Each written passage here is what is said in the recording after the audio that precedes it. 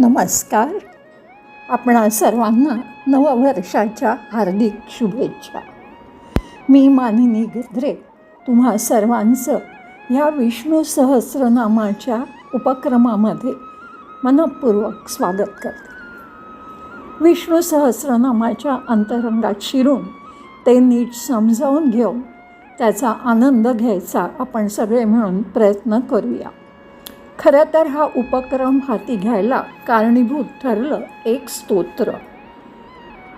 ते स्तोत्र असं होतं: औषधे चिंतयेत विष्णू भोजने च जनार्दनम शयने पद्मनाभं च विवाहे च प्रजापतिं युद्धे चक्रधरं देवं प्रवासे च त्रिविक्रमं नारायणं तनुत्यागे श्रीधरं प्रियसंगमे दुःस्वप्ने स्मर गोविंदम संकटे मधुसूदनम कानने नारसिंह च पावके जलशायिनं जलमध्ये वराहं च पर्वते रघुनंदनं गमने वामनं चैव सर्वकार्येषु माधवं षोडश एतानि नामानि प्रातरुत्थाय यः पठेत् सर्व पाप विनिर्मुक्तो विष्णुर्लोके महीयते इति श्री विष्णू षोडश नाम स्तोत्रम संपूर्णम. हे लहानसं स्तोत्र तेव्हा अनेक वेळा वाचताना मला असं वाटलं की निरनिराळ्या गोष्टी साध्य करण्यासाठी श्री विष्णूंची वेगवेगळी नावं सुचवलेली आहेत. मग मी विचार करायला लागले की हेच नाव या गोष्टीसाठी का सांगितलं असेल. या 16 नावांचा विचार करता करता मी सहस्रनामाच्या अर्थाकडे कशी ओढली गेले हे माझं मलाच कळलं नाही.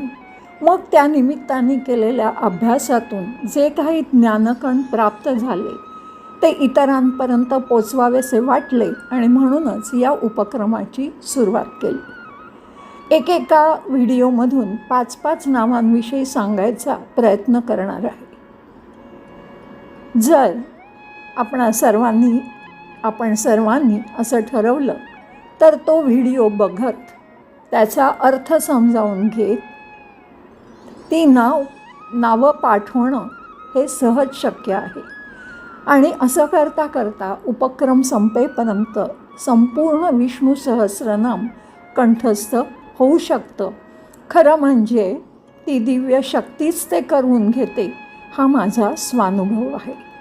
मला खात्री आहे तुम्हीही हे करायचा निश्चितच प्रयत्न कराल आणि आपल्याला मदत करणारा तो विष्णूच आहे. चला तर आपण सुरुवात करूया.